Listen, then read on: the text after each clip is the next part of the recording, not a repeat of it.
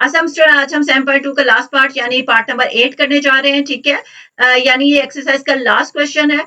ये जो क्वेश्चन है ये भी वैसे ही है जैसे हम पहले पार्ट करते आए हैं, ठीक है। इसमें भी वैसे ही आपने क्या करना है, इसको प्लस और माइनस के इक्वल रख के इसको हम चेक करेंगे, ठीक है।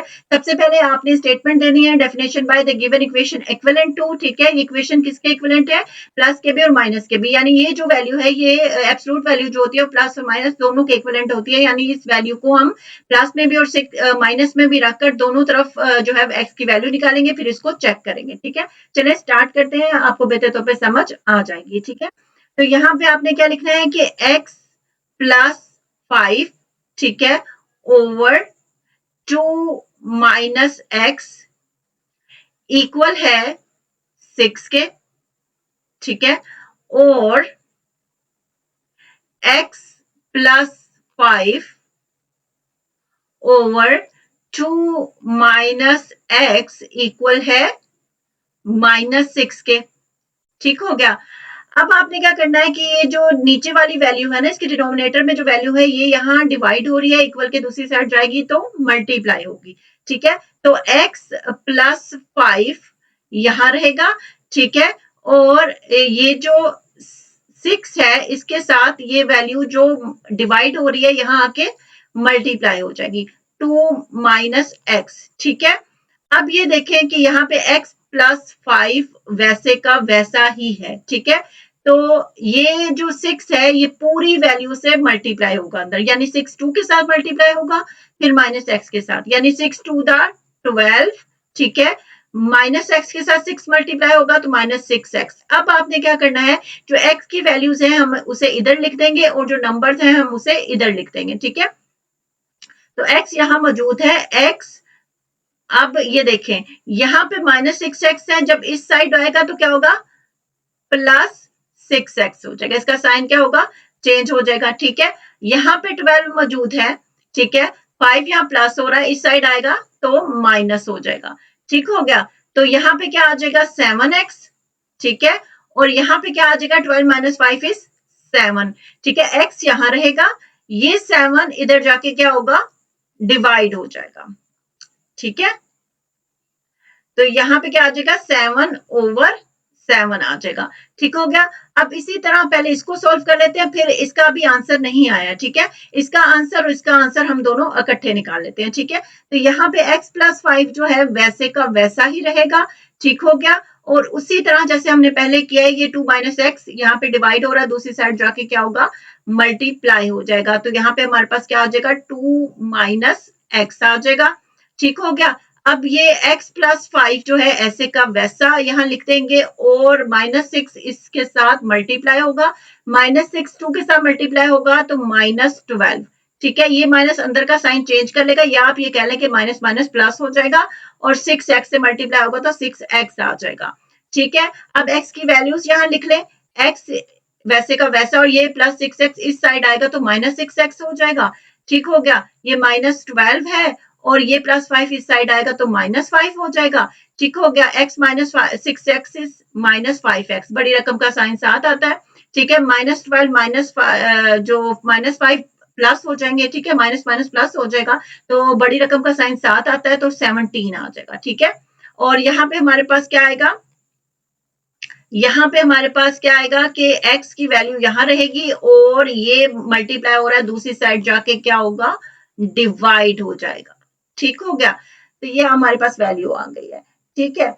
तो ये भी जो क्योंकि 5 के साथ माइनस है तो यहाँ भी माइनस आ जाएगा, ये माइनस माइनस से कैंसिल हो जाएगा, ठीक है। और ये 7 7 से कैंसिल हो जाएगा तो यहाँ 1 आ जाएगा। तो हमारे पास x की वैल्यू क्या आई है, x की वैल्यू यहाँ 1 और x की वैल्यू यहाँ पे 17 ओवर 5 आई है, ठीक है। आगे चलते हैं, तो हमारे पास x की वैल्यू यहाँ पे आ गई है 1, ठीक है, और x की वैल्यू यहाँ पे हमारे पास आ गई है 17 ओवर 5, ठीक हो गया। अब हमने क्या करना है, अब हमने इसको चेक करना है, ठीक है। तो चेक कर लेते हैं, ठीक है। सबसे पहले आपने लिखना है put x1 in original equation, ठीक है। जो हमारी ओरिजिनल इक्वेशन है यानी जो हमारा क्वेश्चन था उसके अंदर अब हम x की वैल्यू पुट करके देखेंगे, ठीक है। तो ओरिजिनल इक्वेशन हमारे पास था x प्लस 5, ठीक है। तो x की जगह हमने क्या डालना है 1, तो यहाँ 1 प्लस 5 आ जाएगा। नीचे क्या था 2 माइनस एक्स, तो 2 माइनस 1 आ जाएगा, ठीक हो गया। और इधर था इक्वल में 6, ठीक है।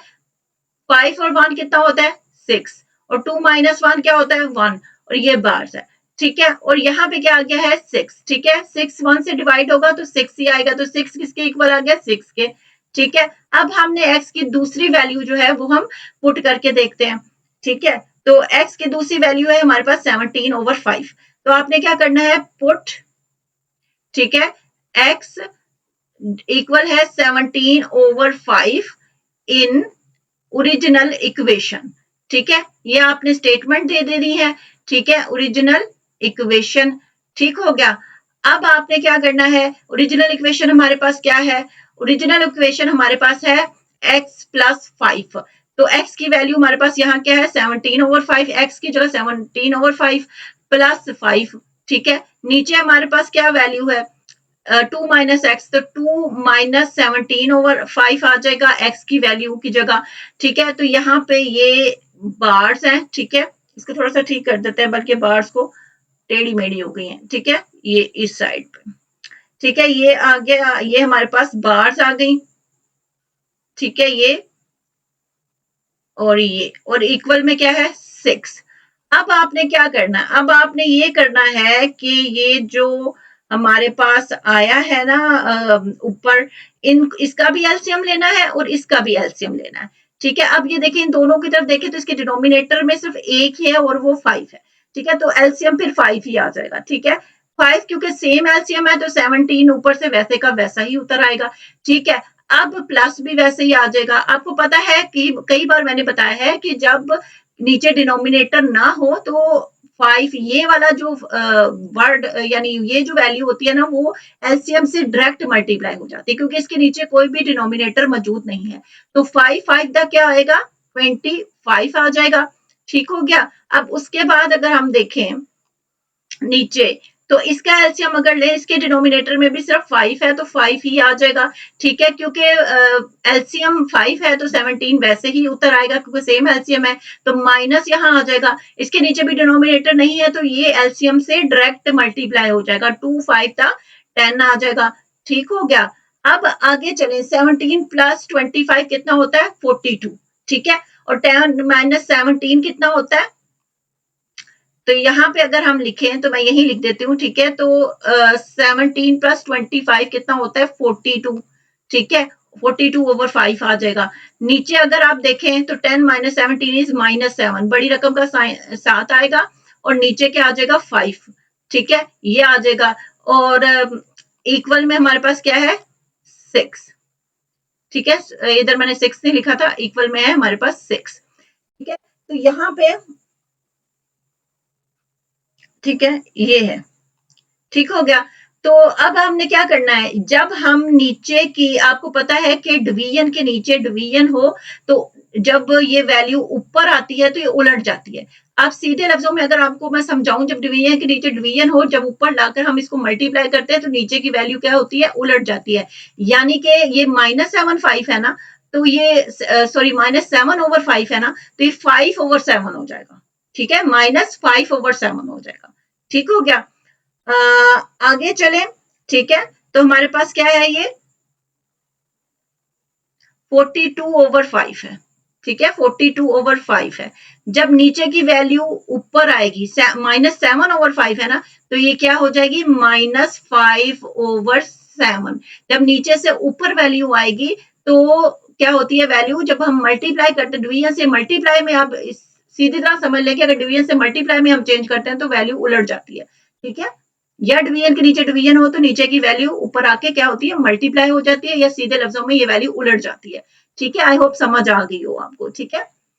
तो ये क्या होगा कि 5 5 से कैंसिल हो जाएगा, ठीक है। 7 6 का 42 होता है, तो ये इसमें क्या आ जाएगा, माइनस बचा है और 6 बचा है, तो हमारे पास क्या होगा कि -6 आ जाएगा, ठीक है, ये और ये 6 आ जाएगा। आपको पता है एब्सोल्यूट वैल्यू कभी भी नेगेटिव नहीं होती, तो इसलिए ये पॉजिटिव ही है, तो यहाँ पे 6 आ जाएगा, ठीक है, और ये भी 6 आ जाएगा, दोनों सेम आ गए, इसका मतलब क्या है, ये ट्रू है।